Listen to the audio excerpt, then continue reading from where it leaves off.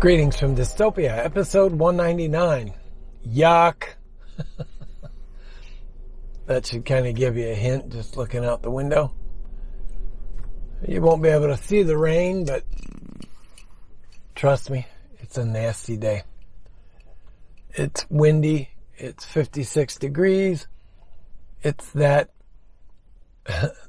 no nice way to say it, but it's that pissing mist that anybody that's lived in probably the northeast of the U.S. and from Germany north in Europe, you're fully aware of that annoying mist. Well, there went the first bird I've seen today. Anyway, I did go out and get my walk done. Thankful for a raincoat with a hood today, although that didn't help my legs any. Once your legs get cold, you're gone. Or at least me. I seriously kind of want to go over here. There's two or three Indian couples all over here at the back of a van. The tailgate's up. They got a cooler in there. They pulled out a couple tiffins, I think they're called.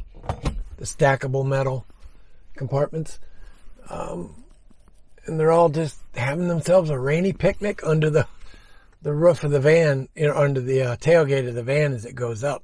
That's the one thing I'm still on the fence about with this van. I love the barn doors because I can open one door and get right to everything. But if it's raining, I don't have anywhere to sit under. Like today, I could have lifted the tailgate and sat back there. But so there's something to think about if you're van shopping. Figure out if you want a tailgate or barn doors. Although I got to admit, I do love the barn doors. But yeah, having that extra shelter, roof over your head when it's raining, might be nice. But yeah, just knowing that the food over there is flipping delicious. Let's see, alcohol stove questions and comments. Jason Class commented about not necessarily needing the fiberglass batting in the bottom of the penny stove. I can agree with you, Jason. We're going to have to give it a burn test and try. I had initially built one without, and it was the performance was not much better than a plain cat stove, which for those of you who don't know, if you just take a cat food can, cut the lid out, give the cat the food, and cut holes all the way around it and burn it. They're not the most fuel efficient stoves. And I was looking at another stove of mine, and I'm like, well, they use a wicking material, so let's try it. And then I found other people that were doing it. So it just kind of stuck in my head that, if you think in terms of a blevy, if you've never been a firefighter, you might not understand a blevy, but it's boiling liquid at that point of effective combustion versus, anyways. I'm not going to get too technical, but yeah, it just made sense to me that it needs a wicking material to hold the fuel until it's at the boiling point to release the most amount of energy. Yep, I'll build 2 more stoves, and we'll do a burn test with one with fiberglass, one with carbon felt matting, and the other without any wicking material. And just do a burn test, see which burns longer. And when I can find a probe thermometer that will work, we'll do a boil test and see which one burns the quickest. I don't think there'll be a significant difference, but I'm going to stick with my gut and say that the non-wick version will consume fuel faster. It may actually even burn a little bit hotter, but again, it's about fuel consumption as well. So yeah, we'll test those out. Rob Chunko, good on you, bud. He's going to try and build an alcohol stove based off the video. So that'll be pretty cool. Post up some pics when you do it. If I didn't say it already, I got double my distance out in the rain.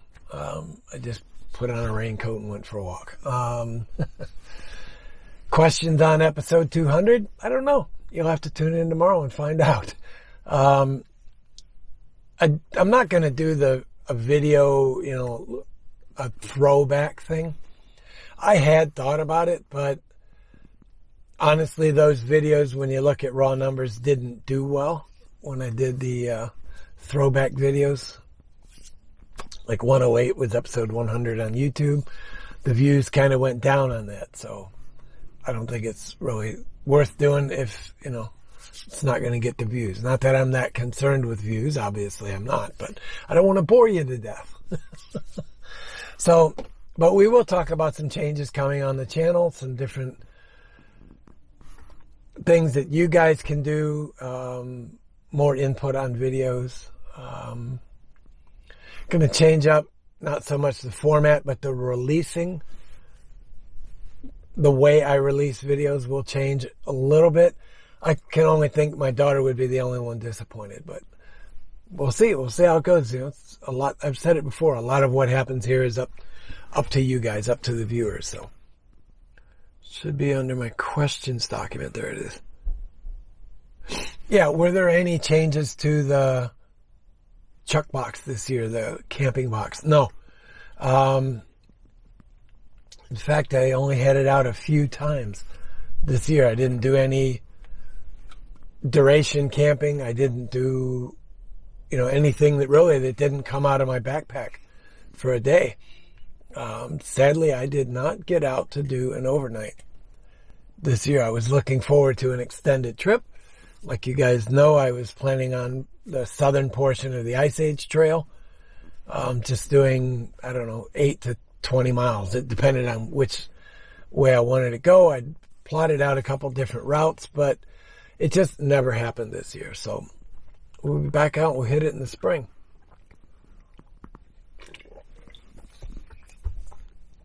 But yeah, it was a wet, rainy walk, and I think that's about it for today. It's already after 1 o'clock. I've just been kind of sitting here, staring out the window, talking to you guys, looking at the colors. It's a nice big patch of yellow right there. Of course, the camera's not picking it up too well, but it's a very bright yellow. And we will end it here. All right, guys, that's it for today. Be good, be well, wear a mask if you have to, stay smart, be strong, stay mighty. And we'll see you tomorrow for episode 200. Bye-bye, guys. Have a good one.